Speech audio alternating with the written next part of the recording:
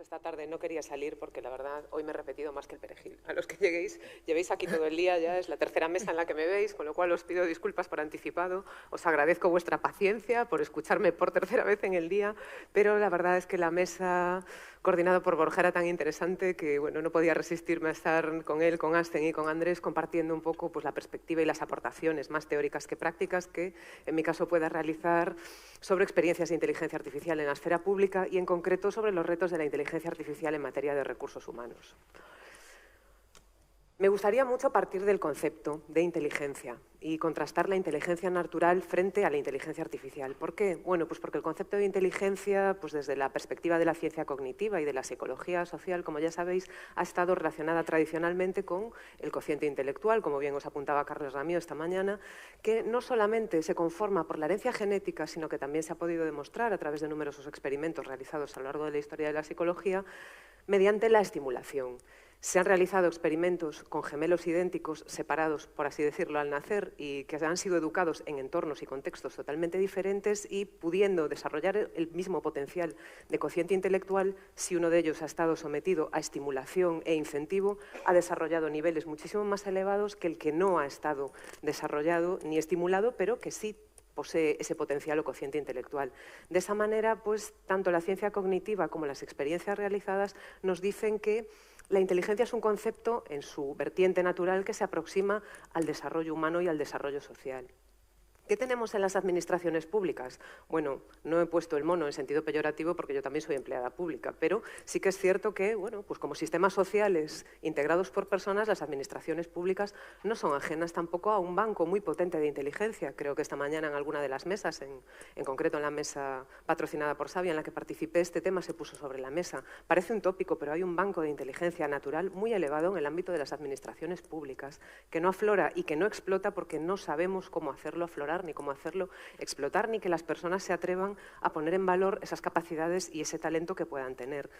Bueno, algunas personas hemos colaborado en un especial de talento público que también ha patrocinado Walters para, bueno, pues hacer ver a todas aquellas personas que tengáis interés en explorar esa faceta, qué es el talento público, qué talento hay en las administraciones públicas y, sobre todo, qué podemos hacer para ponerlo en valor, porque es mucho y sin que suene pues, a farándula o a concurso de la tele o de canto o de interpretación, no, al talento y a las capacidades humanas. ¿Por qué? Pues es muy importante explotar esta parte porque bueno, las máquinas están ahí. No solo estaban R2D2 y C3PO en la Guerra de las Galaxias y en la saga Star Wars, sino que es que a día de hoy la inteligencia artificial no es un futuro, es un presente, es una realidad y como se habló en alguna otra mesa esta mañana, es que no es que estemos preparados, es que está ahí y está ya y no lo queremos ver. En ese sentido, bueno, no olvidemos que las máquinas no dejan de ser un producto de la mente humana. Están diseñadas por personas. En un principio parece que la inteligencia artificial pues, nos puede proporcionar muchísima más garantía de objetividad y de imparcialidad por precisamente la distancia, la falta del factor humano y la poca implicación con el administrado. Os pongo un ejemplo que probablemente todos conozcáis, pues una ventanilla de atención pública en un departamento que expida volantes o certificados de empadronamiento. A la máquina le va a dar igual quién le dé al botón, si es primo, tío, conocido, vecino. Al funcionario o a la persona, a lo mejor no. Entonces, la inteligencia artificial tiene muchas ventajas cuando se trata, como hemos hablado a lo largo del Congreso Novagov, de actuaciones automatizadas o de puestos de trabajo o perfiles de escasa cualificación, de tareas rutinarias que puedan ser sustituidas pues, por una máquina. Pero sí que es cierto que nos lanzo la pregunta de si tiene los mismos fallos que los seres humanos al estar diseñado por humanos o los mismos vicios. Bueno, es algo importante a la hora de implantar cualquier dinámica de inteligencia artificial y de pensar en gestionar nuestros recursos humanos de otra manera, pensar también cómo estamos diseñando esas máquinas y si van a poder incurrir en los mismos vicios en que pueden incurrir las personas. Las implicaciones éticas de la inteligencia artificial son muy elevadas también. ¿En qué contexto nos movemos? Bueno, pues en el contexto del sector público, de nuestro querido, adorado, a la vez odiado y maravilloso sector público, ¿no?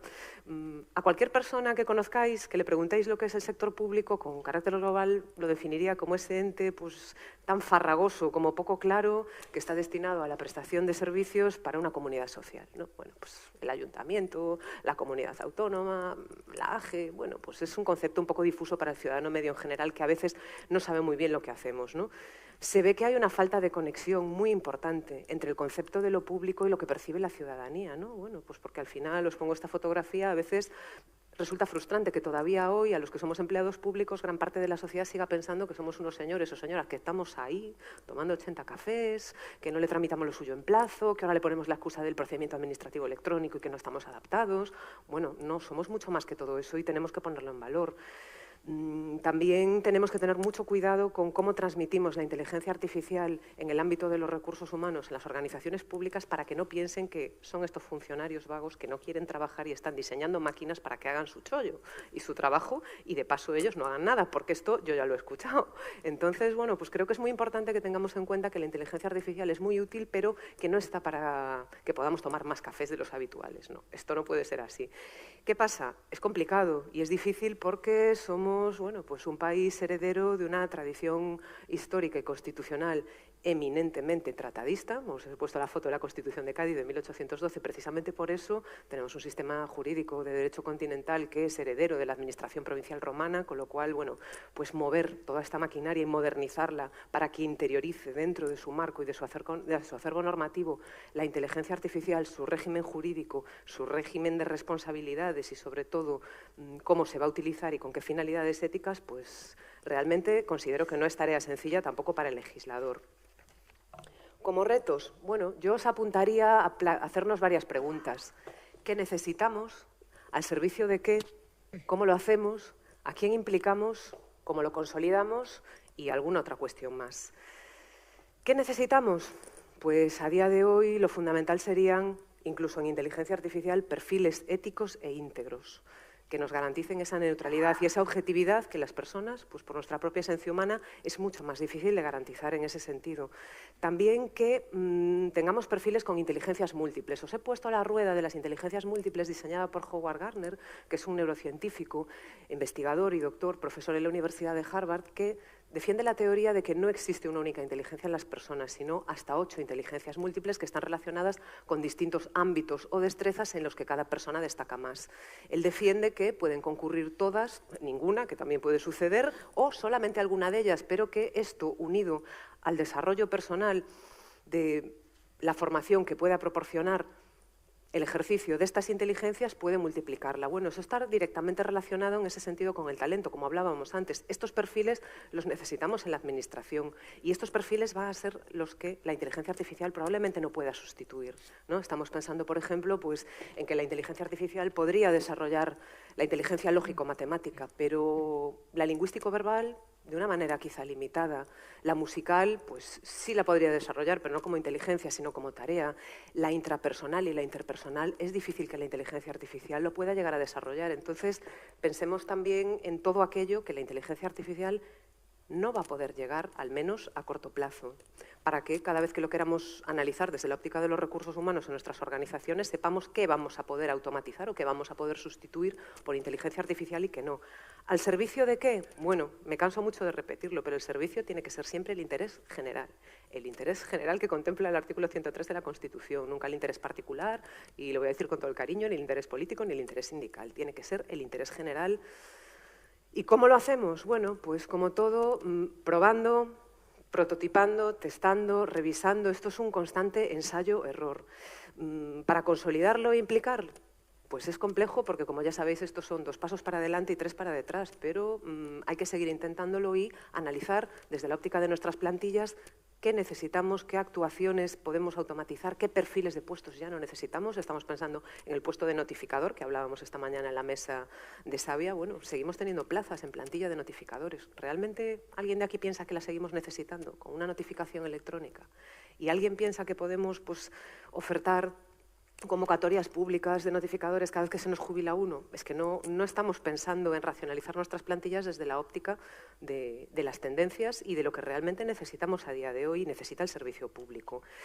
Como experiencias, prácticas de referencia que os puedo dar y que os pueden ayudar a ver qué tipo de puestos se pueden automatizar o se puede aplicar inteligencia artificial. En mi organización, en el Ayuntamiento de Vigo, existen experiencias muy interesantes dentro del ámbito de seguridad, tráfico y movilidad en materia de inteligencia artificial relacionadas con el proyecto Smart Cities. Os pongo un ejemplo muy concreto. En lugar de tener a una persona que es un contador del número de peatones que se desplazan por un determinado paso de peatones o 10 metros más lejos de ese paso de peatones, que nos permite detectar si hay una desviación en ese paso y si realmente está ubicado en el lugar donde es necesario, pues existe, aplicando robótica, aplicando sensórica, un contador virtual. Bueno, no tenemos un puesto de trabajo, pero también nos evitamos a veces las desventajas asociadas al concepto humano, al hecho de tener una persona, pues una jornada laboral completa de pie contando, llueva, nieve, haga frío, haga calor, haga sol, que a medida que pasa el tiempo, pues la espalda se resiente, las cervicales, el lumbar, y que al final, a lo mejor, a una edad X, nos acaba saliendo un reconocimiento médico de vigilancia de la salud como un no apto para el puesto de trabajo porque no puede estar de pie más de X horas al día. Bueno, pues esto es lo que nos va a permitir que ese puesto de trabajo se pueda reconvertir en otro puesto diferente y que podamos aplicar inteligencia artificial en ese sentido. No obstante, tenemos una serie de resistencias muy importantes que tendríamos que vencer. A mí me ha gustado esta fotografía porque, aunque está muy relacionada, y es el símbolo del sindicalismo anarquista, me gusta el hecho de que haya dos manos tocándose y intentando llegar a un acuerdo. ¿Por qué? Bueno, pues porque si los sindicatos no hacemos nada, sin ir de la mano tanto los gestores de recursos humanos como la dirección política y la representación sindical, no vamos a lograr modernizar nuestras plantillas, ni vamos a lograr tampoco que la inteligencia artificial no sea vista como destrucción de empleo público, porque realmente no lo es. Es una reorientación del empleo público desde el punto de vista de la eficiencia, de la sostenibilidad y una apuesta de futuro para que de aquí a medio plazo podamos seguir hablando de un sector público, porque tal como está configurado hoy en día, si a mayores de las plantillas que tenemos aumentamos exponencialmente con inteligencia artificial, desde el punto de vista económico va a ser muy difícil que sea sostenible, y desde el punto de vista del relevo generacional, porque cada vez habrá más categorías coexistiendo con elementos de inteligencia artificial. No podemos seguir siendo el Vuelva usted mañana, que tan magistralmente retrató Mariano José de Larra, y creo que en ese sentido pues, se echa de menos esa colaboración sindical que confío sin duda en que estarán a la altura pues, de los retos que a día de hoy tenga que haber. No puedo marcharme sin invitaros a que vengáis a visitar mi ciudad, porque ya que hoy he hablado en 3 mesas, no me puedo ir sin mostraros una maravillosa foto de nuestras Islas Cíes, que son candidatas a Patrimonio de la Humanidad y que son Parque Nacional, y darle el testigo a mis compañeros en esta mesa de experiencias de inteligencia artificial. Muchas gracias.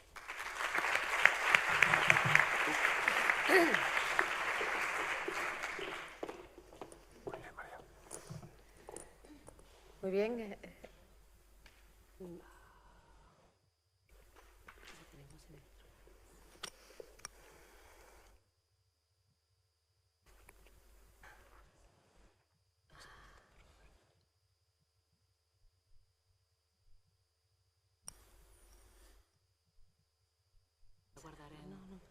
No, porque es que no se me va a descuadrar.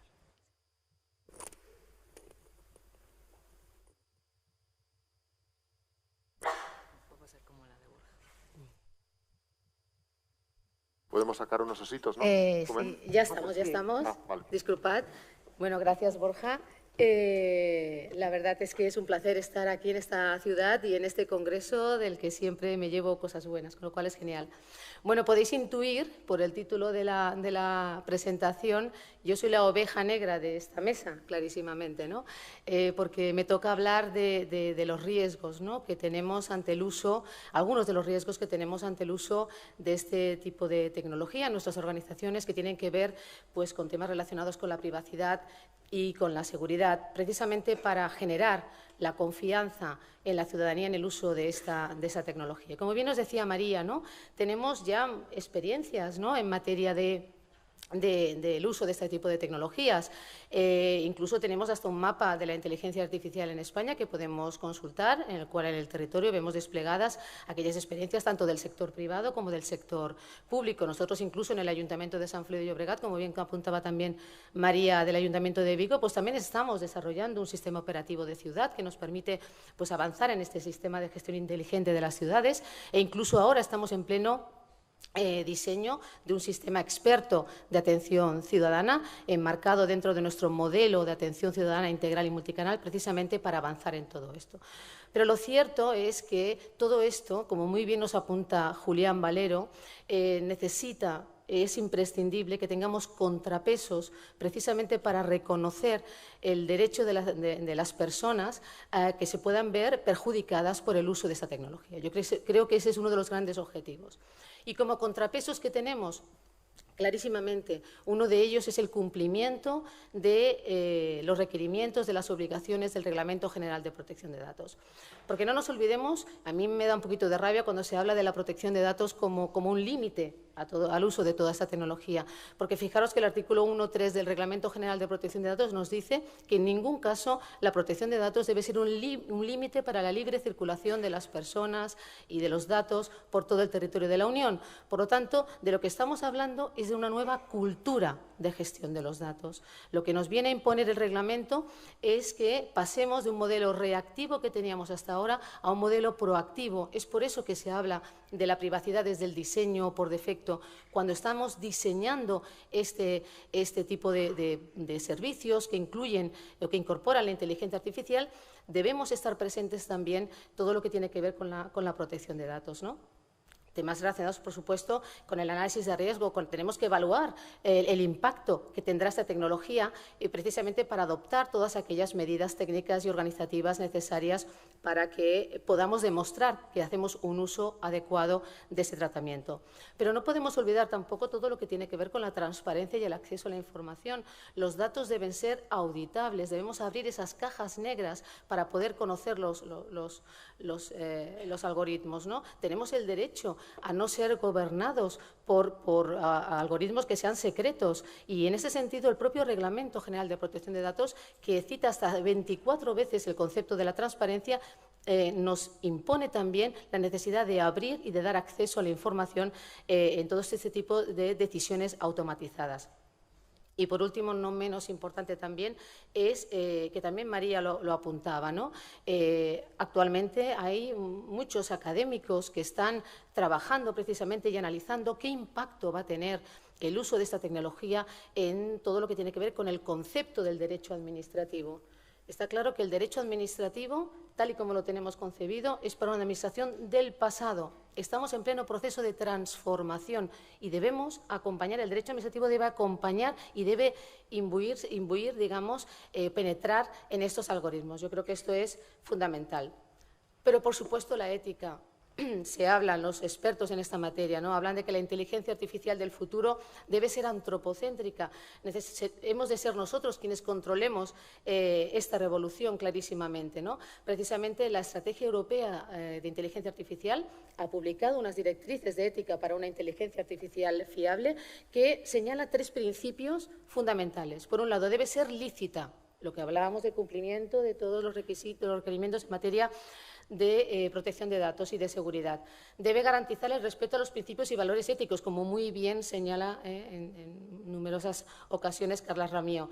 Pero, sobre todo, también debe ser robusta, tecnológicamente y socialmente. Debemos garantizar que nuestros activos tienen la seguridad suficiente para poder abordar toda esta tecnología. Fijaos también que tenemos un reto como continente. En estos momentos tenemos 3 modelos que están en juego, ¿no? El modelo de Estados Unidos, donde la gestión de los datos está en manos de empresas privadas. Tenemos el modelo de China, totalmente antagónico, donde es el gobierno quien controla la información. Y yo, por supuesto, me quedo con el modelo europeo, ¿no? La ciudadanía debe poder controlar el uso de los datos. Pero en un mundo globalizado, ¿qué papel va a jugar Europa? De hecho, recientemente se escribía sobre esto, ¿no? Tenemos la razón, yo creo además que tenemos la razón, pero ¿tenemos los medios? Porque, claro, estamos hablando de intercambio masivos de datos por todo el mundo. ¿Qué papel vamos a jugar nosotros? Tendremos que trabajar de forma muy unida para garantizar estándares que realmente podamos penetrar esta idea de la ética en el uso de estos datos. Lo cierto es que como administraciones públicas, y en este caso la local, tenemos un desafío clarísimo en esta transformación, y es que toda la tecnología de lo que nos debe servir, porque no olvidemos que es un instrumento, ¿para qué? Para poder tratar estos datos en tiempo real y ofrecer servicios personalizados e incluso ser capaces de anticiparnos a estas demandas. Pero para conseguir esto necesitamos también un modelo de gestión. Roberto esta mañana en su mesa también lo decía, ¿no? Necesitamos gestionar de forma inteligente toda esta información. Yo reivindico siempre que puedo el papel, en este caso, incluso de los archiveros y de los técnicos de gestión documental. Necesitamos un sistema de gestión de la información y de la documentación que nos permita estructurar toda esta información que tenemos a nuestro alcance, pero sobre todo controlar el ciclo de vida de esta información. Porque si tenemos datos de mala calidad, lo que ofreceremos y lo que ofrecerá esta inteligencia artificial es mala calidad. Y ante esto, ¿cómo debemos responder? Yo creo que esto de verdad que es fundamental, trabajar de lo que llamamos el back office para precisamente poder ofrecer o utilizar esta tecnología con todas estas garantías. Pero además, cuando hablamos de esta gobernanza inteligente, deberemos también tener planes de contingencia. ¿Qué pasa si la inteligencia artificial se equivoca?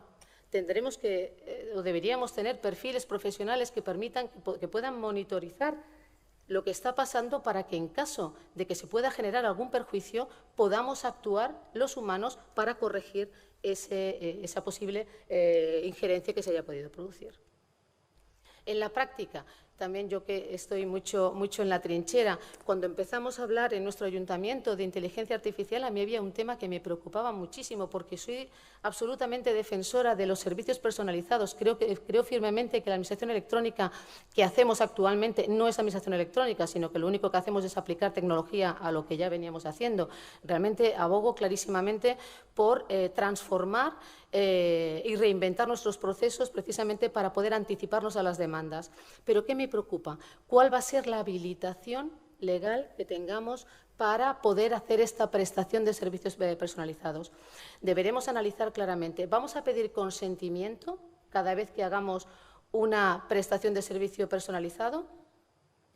En este sentido es importantísimo y veremos cómo avanzan los análisis sobre este tema, lo que en su momento ya estableció, ¿no?, o las directrices que nos dio el grupo de trabajo del artículo 29, ¿no?, en relación a que, en realidad, lo que tenemos que hacer es ver si la finalidad de la nueva prestación del servicio, de esta prestación del servicio de forma proactiva, es compatible con la finalidad en la cual recabamos en el inicio estos datos. Pero bien, sobre esto hay mucha discusión y a mí lo que me preocupa desde un punto de vista práctico, desde luego, es realmente que no tengamos, o sea, que tengamos, digamos, una habilitación legal más allá del consentimiento que nos permita realmente poder prestar estos servicios de forma personalizada. Y no me quería marchar recordando, porque hemos hablado de la privacidad, pero ¿qué me decís de la seguridad, del cumplimiento del Esquema Nacional de Seguridad?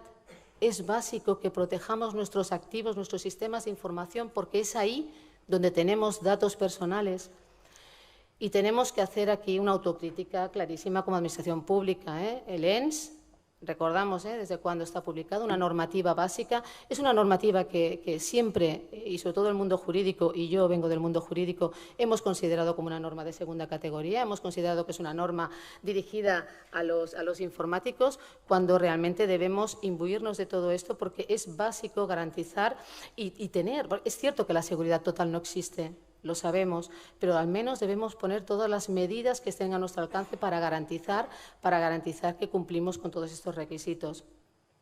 Por último, a nivel de recursos, yo creo que es importante que conozcamos también, ¿no?, que se ha aprobado este programa Europa Digital para el periodo 2021-2027, en el que se va a invertir más de 9.000 millones de euros precisamente para hacer frente a todos estos retos digitales que tenemos por delante y uno de sus objetivos, precisamente, que aparecen aquí en la pantalla, sus objetivos específicos es, pues invertir en todo lo que tiene que ver con inteligencia artificial. Lo cierto es que cuando vayamos a invertir en todo esto, creo que es importante que no solamente hagamos inversión en tecnología, sino, como también apuntaba María, ¿no?, que hagamos inversión también en talento. El tema de los perfiles profesionales es fundamental. Debemos capacitar y debemos captar talento a nuestras organizaciones porque necesitamos, es que es clarísimo que necesitamos nuevos perfiles profesionales que sean capaces de poder gestionar y monitorizar toda esta información. En fin, ya finalizo con esto. Yo creo que es importante, seguramente nos tendremos que tatuar, como diría Magda Lorente, nos tendremos que tatuar este principio que además aparece recogido en la nueva directiva de reutilización de la información del sector público, que dice claramente que los datos deben ser tan abiertos como sea posible, pero tan cerrados como sea necesario. Muchas gracias.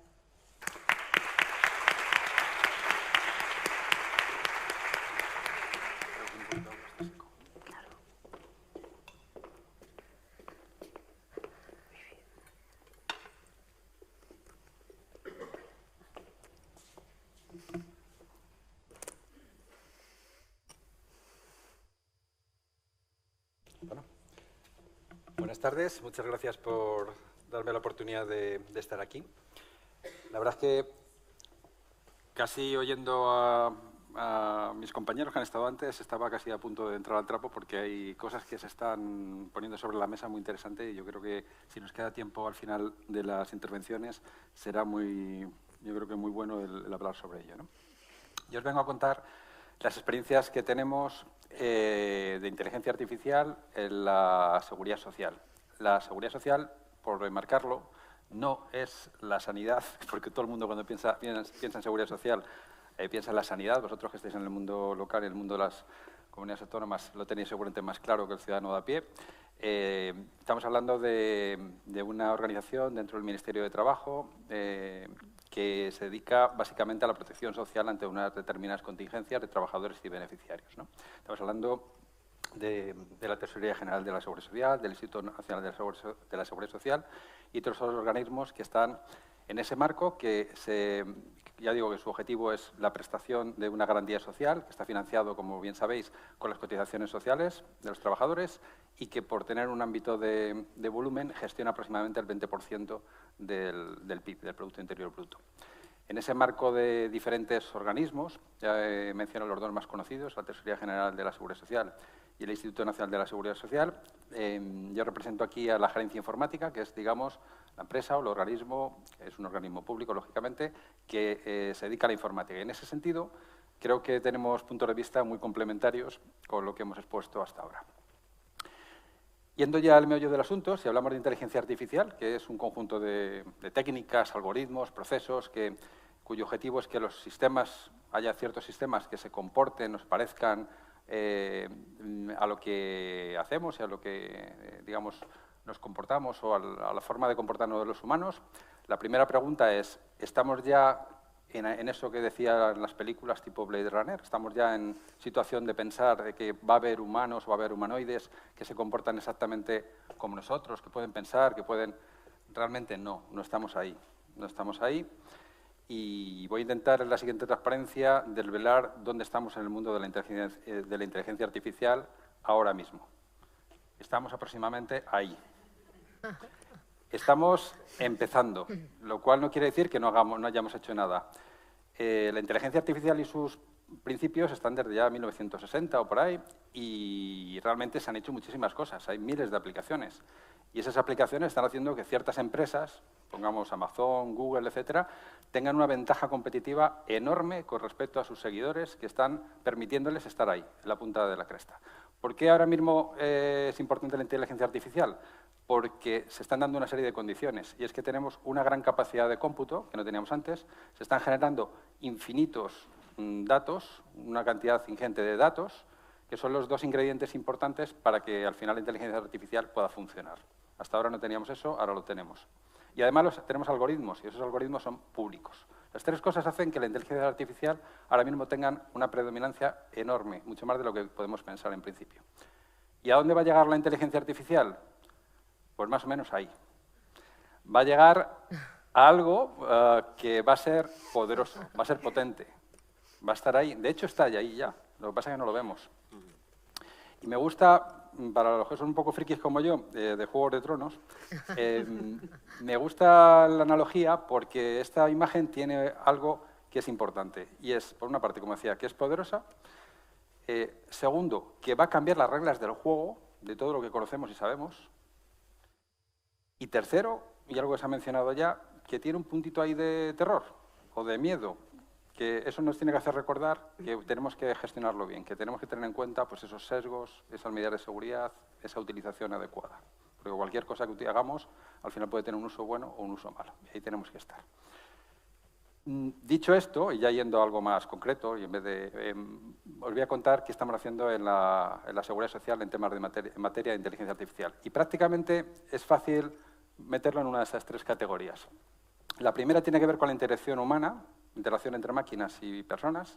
La segunda, en el uso de datos para tomar decisiones o definir o encontrar patrones en los datos que utilizamos. Y la tercera tiene que ver con la robótica, la automatización y hablaremos un poquito de cada una de las cosas.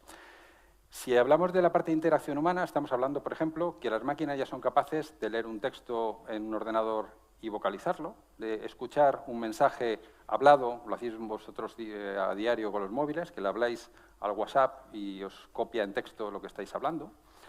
Pero además se está hablando, por ejemplo, de coches inteligentes, que son capaces de coger una imagen, visualizarla y saber qué objetos hay ahí.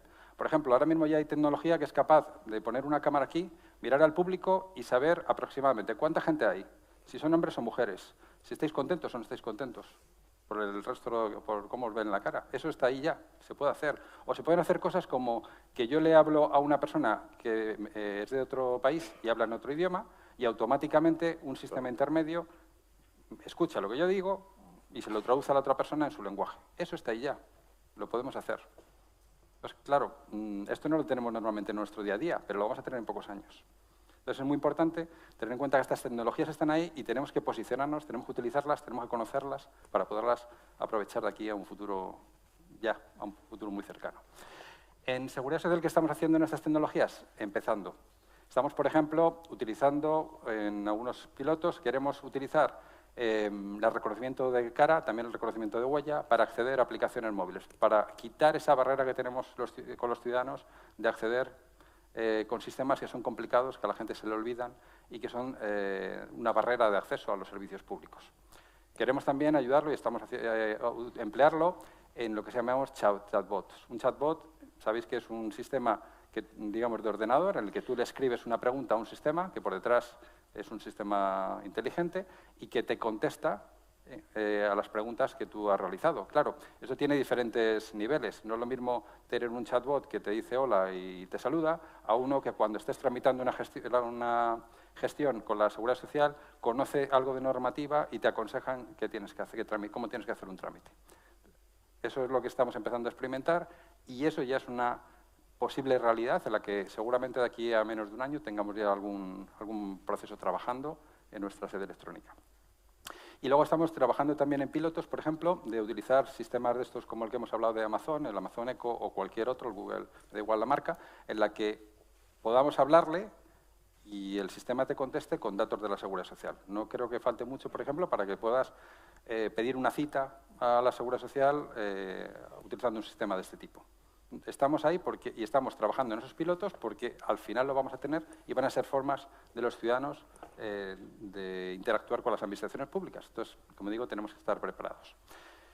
Esto es, digamos, el punto donde estamos menos desarrollados. Si vamos a la parte de patrones y utilización de datos, de alguna manera, para tomar decisiones o para descubrir patrones, ahí llevamos muchos años trabajando ya y tenemos cosas en marcha. Hay que pensar que la Seguridad Social tiene una cantidad ingente de datos. Pensad que guardamos los datos de afiliación, cotización, recaudación, pensiones, etcétera, etcétera, de trabajo, de las personas de hace 60, 70 años, porque generan derechos, tenemos que tenerlos.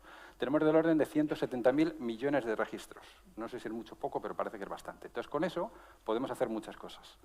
Y utilizando estas técnicas de inteligencia artificial podemos llegar a dar mejores servicios personalizados, como hablábamos, de una mejor manera para el ciudadano. ¿Dónde los estamos utilizando? Pues hace ya muchos años, por ejemplo, en el tema de la lucha contra el fraude, desde hace algunos menos en incapacidad temporal, y estamos también trabajando en algún piloto, por ejemplo, en sentencias judiciales, que ahora explicaré para qué.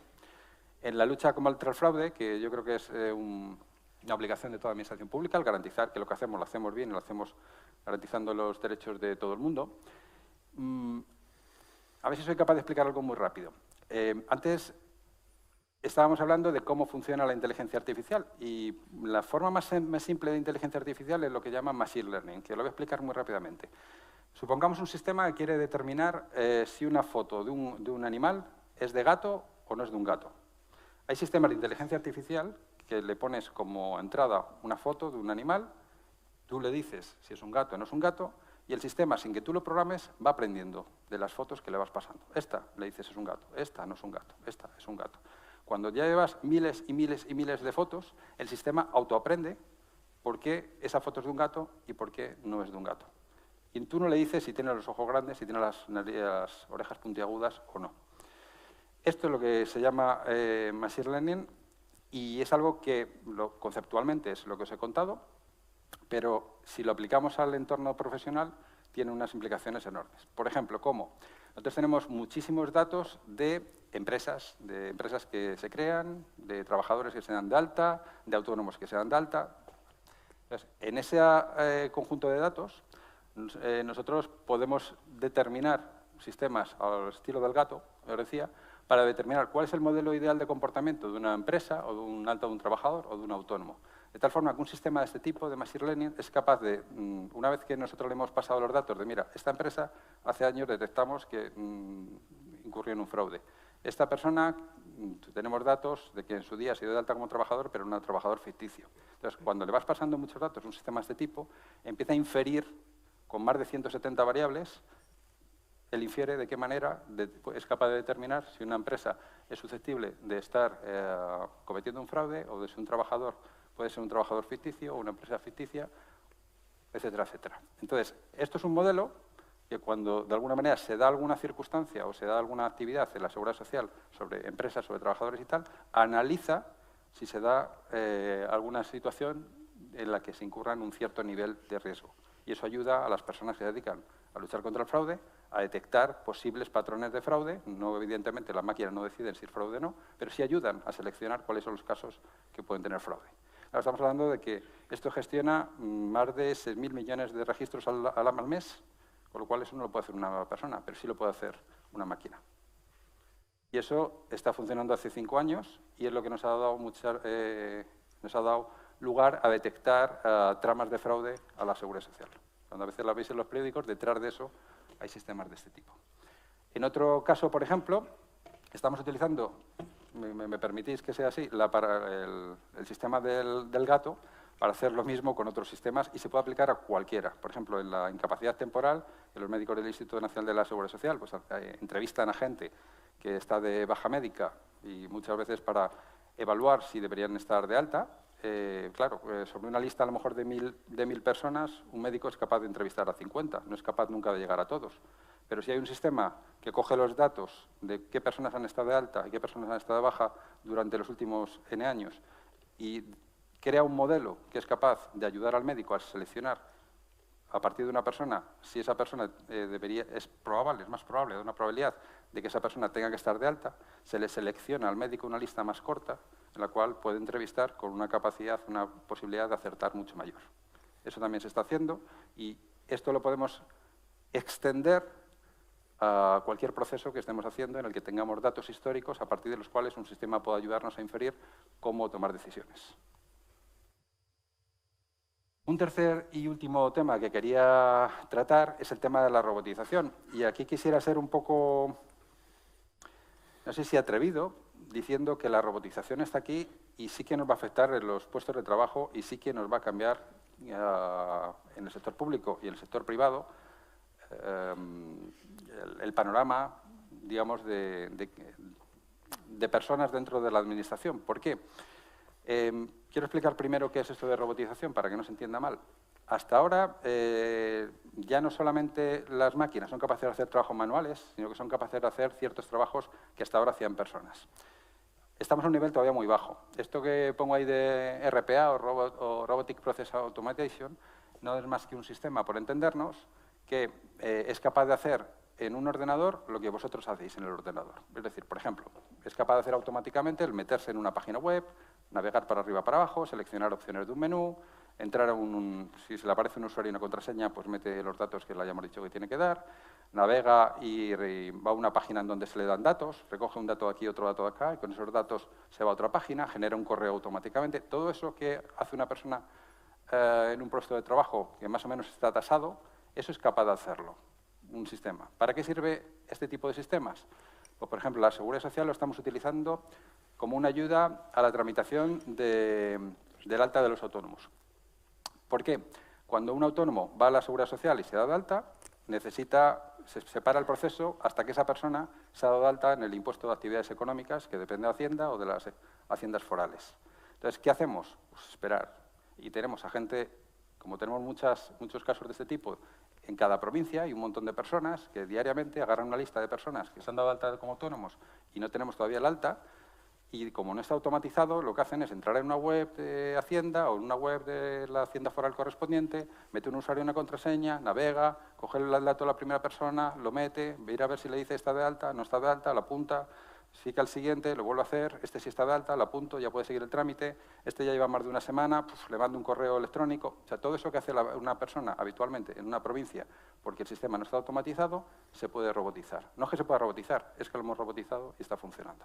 Entonces, claro, en organizaciones muy grandes como la nuestra, que tienen mucho automatizado, pero tienen también mucho por automatizar, esto, en cuanto que lo han visto en, por ejemplo, la Tesorería General de la Seguridad Social, han dicho, oye, de estos procesos yo tengo 100, 200. ¿Qué puedo hacer? Poner todos esos procesos manuales en los que tengo dedicado a la gente sin aportar un valor importante, los puedo sustituir por este sistema.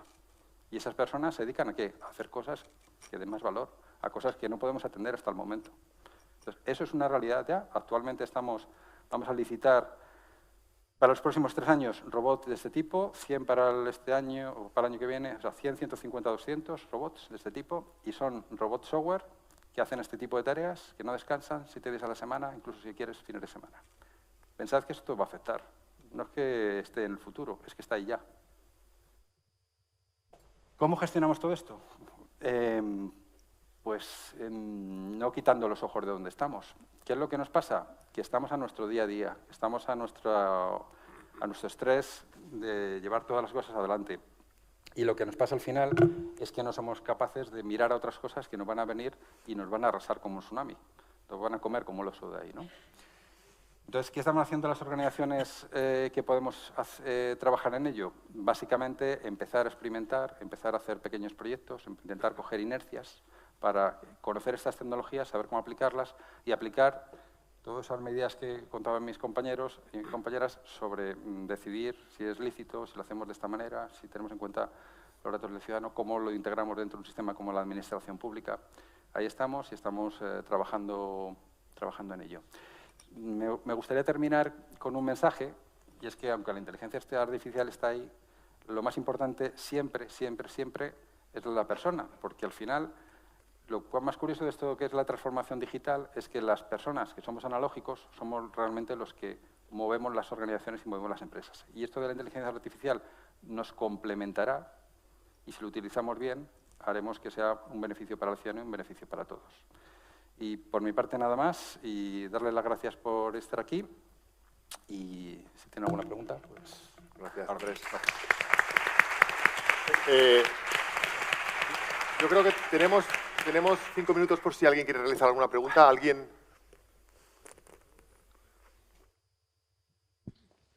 Gracias.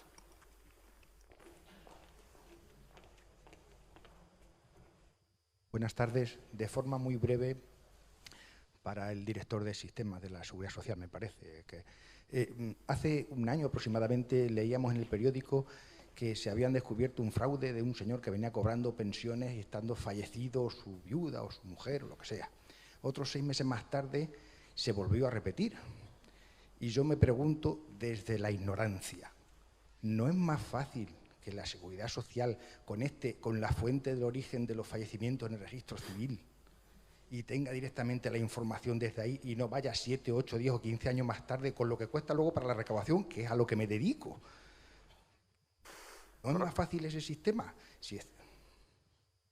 Correcto. La verdad es que no sé contar si en esos casos cómo han ocurrido estos hechos es cierto que tenemos un déficit en las administraciones públicas de interconectarnos. La seguridad social, en general, está interconectada con todo lo que se mueve, como digo yo. Tenemos conexiones prácticamente con todo lo que podemos tenerlo, lo cual no quita que en algún caso se dé algún proceso, alguna circunstancia, alguna ocultación de información que haga que esa información no llegue a tiempo. Lógicamente, desde nuestro punto de vista, cualquier cosa que podamos hacer para facilitar el que esos procesos o esas situaciones no ocurran, lo vamos a hacer. Pero a veces no se pueden controlar absolutamente todos los casos. Sinceramente, no conozco los casos concretos, pero digo que hay una voluntad desde hace muchos años en tener la información casi en el momento y tenemos ese déficit en general de que no hemos conseguido llegar al 100%. Muchas gracias. ¿Alguna pregunta más? Queda 5 minutos, ¿no? ¿Hay alguna pregunta más por ahí? Si no, ¿me permitís que haga yo 3 preguntas comprometidas? Muy rápido. ¿Puedo decir que no? No. María, se habla mucho de que en un tiempo no demasiado largo van a haber jubilaciones masivas, la sustitución de los hombres por las máquinas. ¿Te aventuras un poco por la literatura, por lo que conoces tú, a vaticinar cuánto tiempo nos queda? Es decir, esa cuenta atrás, ¿hacia dónde, hasta cuándo llega? Para que nuestras administraciones colapsen desde un punto de vista del no haber sabido hecho los deberes a tiempo. Es decir, tenemos 5 o 10 años, 15 años para reclutar gente con nuevos perfiles, sustituir los que se jubilan por inteligencia artificial, incorporar nuevo talento. ¿De cuánto tiempo disponemos? Bueno, yo evidentemente no tengo una bolita de cristal para conocer cómo va a ser el futuro, tampoco sé leer las líneas de la mano de momento, con lo cual, bueno, pues me cuesta un poquito poder dar un plazo, pero sí que es cierto que del trabajo diario, como os pasará a los que estáis aquí, a veces, bueno, pues la observación no deja de ser un buen indicador, ¿no? Y el conocimiento que obtienes de ello. Yo pongo un ejemplo muy gráfico, los departamentos de informática de cualquier administración pública.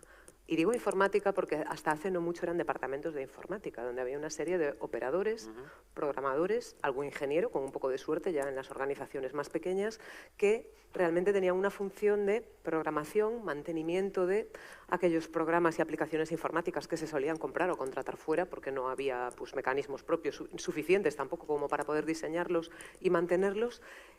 Realizaban también funciones de inventariado del material informático consumible y, como mucho, pues eran aquella gente tan maja donde cada vez que tenías un problema y no te va el ordenador les llamabas y bajan y te ayudan, ¿no? Bueno, eso era lo que teníamos hasta hace no mucho. A día de hoy, en la mayor parte de las administraciones públicas tenemos departamentos de administración electrónica, donde se responsabilizan del tratamiento y uso de los datos, se responsabilizan de los servidores corporativos, de la privacidad de las comunicaciones, del correo electrónico. Ya no hablamos de la firma digital. Ese salto se ha dado en no tanto tiempo. Yo creo que es algo que lo tenemos ahí. Me atrevería a decir que antes de 10 años nos habrá cogido el toro y en algunos casos antes de 5 también.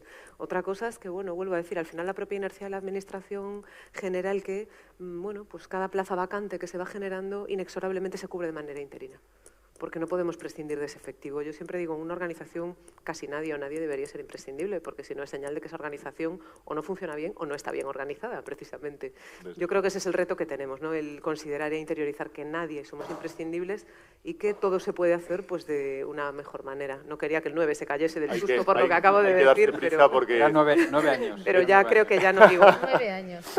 En 9 años ya lo tenemos ahí. En 9 años ya estamos todos automatizados. Una pregunta muy rápida para Asten. De que hay que tener más miedo de las brechas de seguridad tecnológica o de la privacidad. Es decir, en las organizaciones, ¿qué nos va a afectar más a la estabilidad institucional? ¿La seguridad tecnológica, hackers, caídas de sistema o temas vinculados a la protección de datos? Yo creo o ambas, que todo. vamos. Correcto, yo creo que todo. Es que precisamente una de las cosas que creo que es importantísima, y además al hilo de la pregunta que hacía antes el señor, ¿no? Yo creo que tenemos que entender que no podemos tratar ni la privacidad por un lado, ni la seguridad por un lado, ni la interoperabilidad por un lado, sino que en este proceso precisamente que estamos viviendo de transformación necesitamos entender la seguridad desde un punto de vista transversal. Nosotros, por ejemplo, en el Ayuntamiento de San Feliu así lo hemos hecho. Es decir, nosotros tenemos una comisión y una subcomisión de seguridad que tratan estos tres temas que acaba de mencionar Borja. Es decir, tratamos la privacidad, por lo tanto, cumplimiento de la protección de datos, pero también el Esquema Nacional de Seguridad y también el Esquema Nacional de Interoperabilidad. Porque es que, de verdad que en ese sentido nos queda mucho recorrido. Yo al hilo también de lo que le preguntabas a María, yo creo que por la media que estamos aquí, siento dar esta información, pero nosotros no lo vamos a ver. ¿Qué quiero decir? No vamos a ver la transformación. Somos una generación de transición, clarísimamente. Y estamos viviendo, pues yo me imagino eso, ¿no? Cuando hubo la tercera revolución industrial, no me imagino que al día siguiente te levantas y ya vas ¿no? Es decir, las cosas tienen su proceso. Pero a mí lo que me apasiona precisamente es que podemos contribuir todas y cada una de nosotras y de nosotros precisamente a este cambio, ¿no?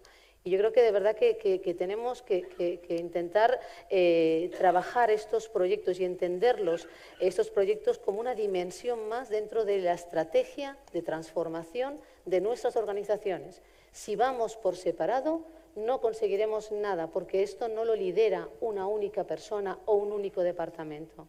Y, por lo tanto, obviamente, el liderazgo es, tanto político como directivo, es básico y fundamental. Y por eso es tan importante también la dirección pública profesional, porque necesitamos directivos y directivas públicas que realmente sean capaces de avanzarse a todos estos retos. Muchas gracias, estoy súper de acuerdo contigo. Andrés, la pregunta más comprometida de todas, ¿cuánta pasta os ha costado esto? Es decir, y aclaro, ¿nos va a costar incorporar en las organizaciones todo lo que es esta computación cuántica, la inteligencia artificial, tanto como nos ha costado implantar administración electrónica durante los últimos 20 años? Es decir, invertir en un modelo que nos sirve, lo tiro, vuelvo a empezar, invertir en un modelo que nos sirve, o hemos aprendido y vamos a afinar la búsqueda y los robots que vais a adjudicar van a servir y no vamos a tener que tirarlos el año que viene y contratar. No sé si me explico. ¿Es caro? ¿Nos va a salir cara la película? Te explicas muy bien, te explica muy bien. Vamos a ver, voy a ser un poco disruptivo, no sé si por la hora, pero en el tema de la administración electrónica hemos empezado muy tarde. La ley 39 y 40, las leyes 39 y 40 son fantásticas, es donde debemos estar, pero seguramente lo tenemos que haber hecho hace 25 años este proceso, como empezaron los bancos, como empezaron las aseguradoras y las empresas del sector privado. La administración pública no estamos en diferentes, seguramente, niveles de acercamiento al cumplimiento de las leyes 39 y 40, pero es que esto nos está llegando ya. Entonces, no es cuando vamos a empezar, es que teníamos que haber empezado ya. Lo cual quiere decir, bueno, por la primera pregunta que hacías, que seguramente ya vamos tarde, o tenemos que empezar a moverlo ya.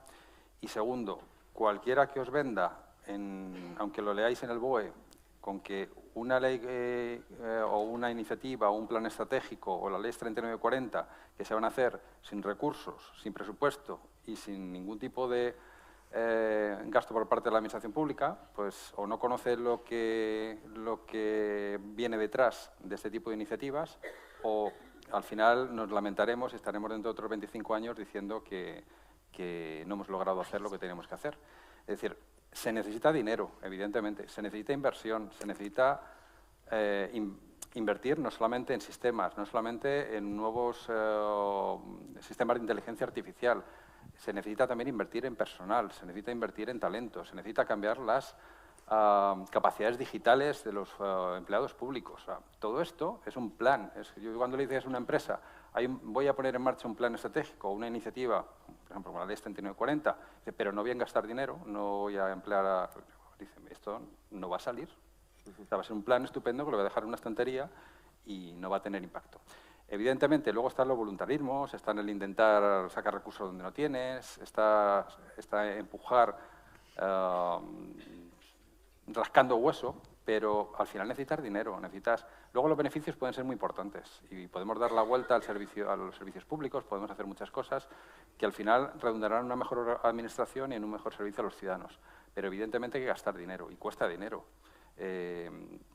Seguramente si piensas solamente en lo que te gastas en robots, pues a lo mejor te gastas 1 millón de euros en una inversión como la que he contado antes.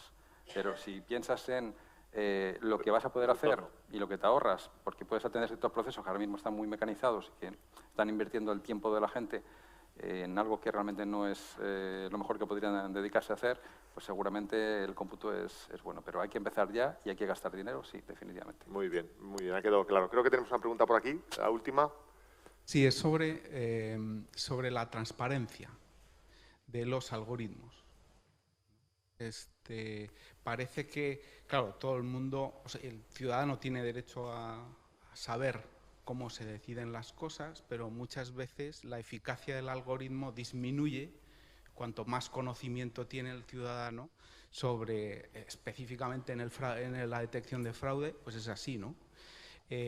Pero cómo navegar en un entorno en el que hay conflicto entre el ciudadano, probablemente la eficacia de la propia administración y también la propiedad intelectual que a lo mejor pertenece a un tercero y que también, y de hecho también cómo funcionan los algoritmos, porque el machine learning también muchas veces no se puede explicar porque es una inferencia estadística que es muy complicado de estudiar. Entonces me gustaría un poco saber vuestra opinión sobre este tema específico de la transparencia del algoritmo. Andrés.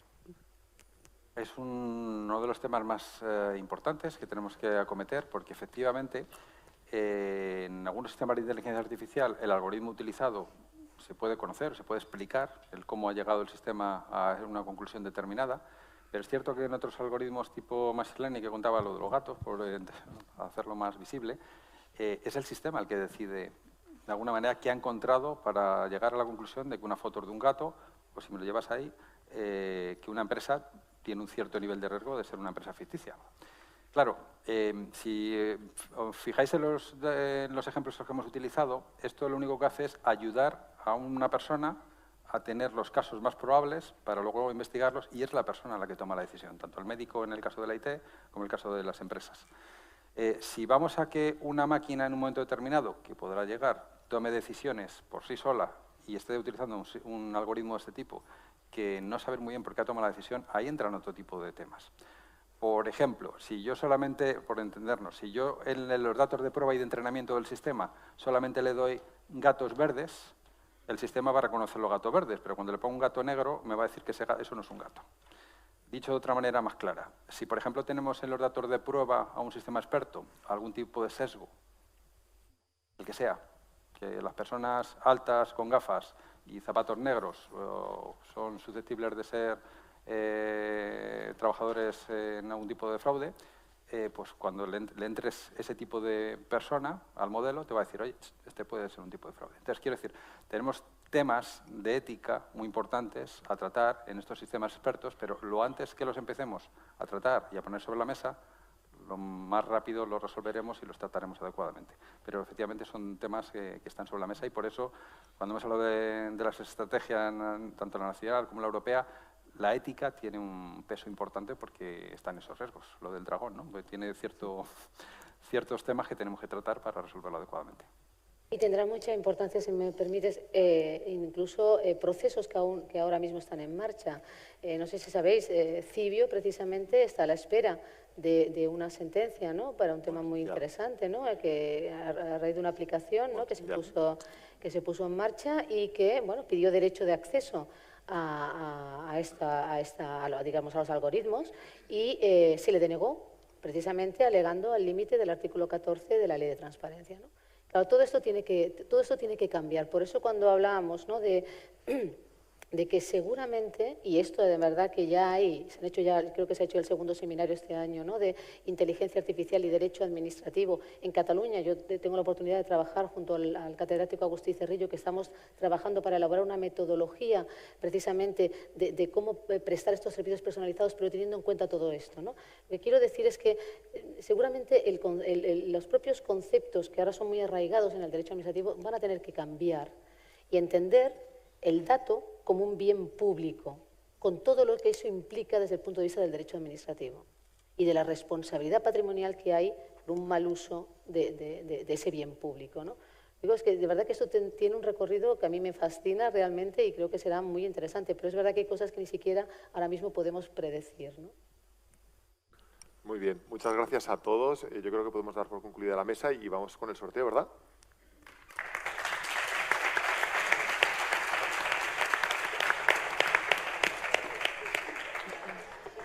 Faltan.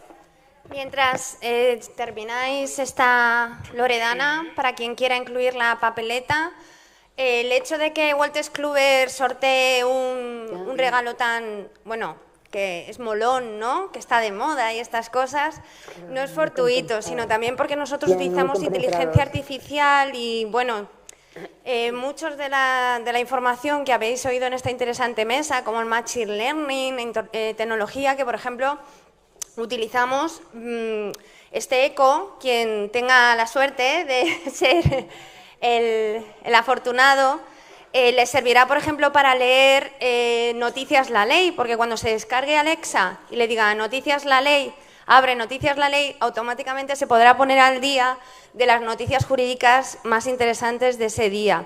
Tenemos productos como Jurimetría, que gracias a la tecnología Machine Learning que aplica, le permiten al letrado de administración pública ayudarle en su estrategia procesal. Aplicaciones como el Consultor Elicita, nuestra plataforma de licitación electrónica, el Consultor Simplifica, nuestra aplicación de administración electrónica, son aplicaciones que a partir de toda la información, como ha dicho Andrés, de todos los datos que se incorporan a la aplicación, luego te permite, a través de los cuadros de mando, anticiparte a la toma de decisiones y, por ejemplo, nuestro Compra y lo Privacidad te permite anticiparte y poder notificar una brecha de seguridad antes de que se produzca ese ataque. Entonces, bueno, yo os invito a que en lo que queda de espacio de Nova Web mañana nos visitéis para cualquiera que tenga más interés en nuestras aplicaciones. Ahora sí ya, yo creo que ya han metido todas las participaciones, ¿no? Puedo seguir hablando, pero no es el caso, estamos a última hora. Así que ya le he pedido a Loredana que sacara una papeleta. Sí, parece que sí, ¿no? Da tiempo incluso para una pregunta más, por lo que veo, Borja. No lo creo.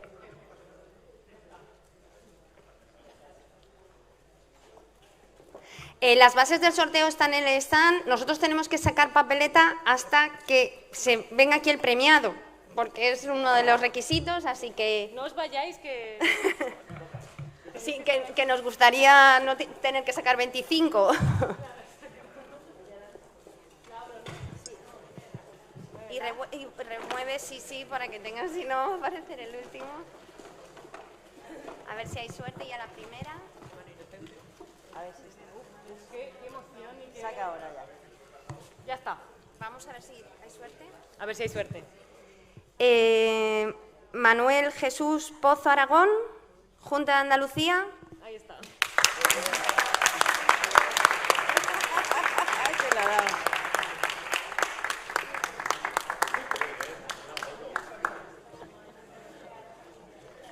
Pues hago la foto, ¿vale, Lourdes? Muchas gracias, Loredana. Bueno.